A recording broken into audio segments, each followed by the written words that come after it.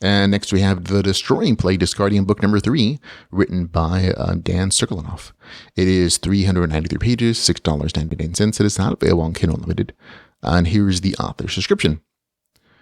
Having emerged from the sandbox into the wide world of Disgardium, Scyth and his friends find themselves under the watchful eye of the Preventers, the strongest clan in the world, hunt not only Scyth, but also the already discovered threat, Crag, a new member of the Awoken clan.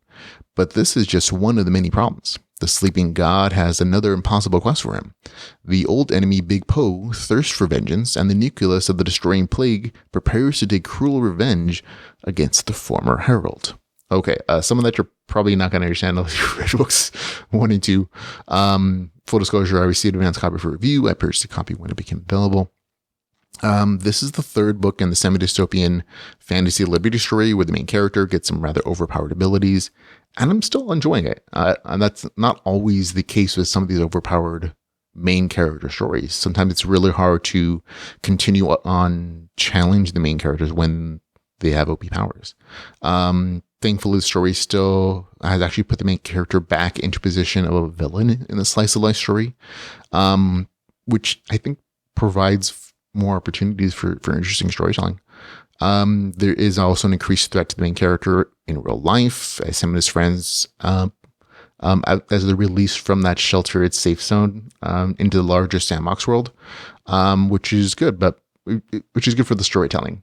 Makes for some very interesting adventures, but also allows for some new threats to them, including higher powered guilds who are hunting out threats, which is an established mechanic in the story.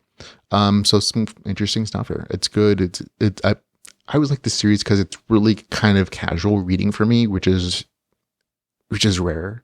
I enjoy the series. I can just kind of sit back and chill out and relax without having to worry about like taking copious notes for new game mechanics or anything, because I know I like the characters.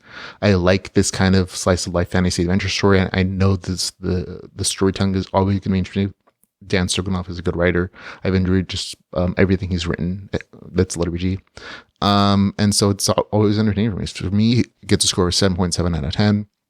That's The Destroying Plague Disgardium book number 3 with a score of 7.7 out of 10.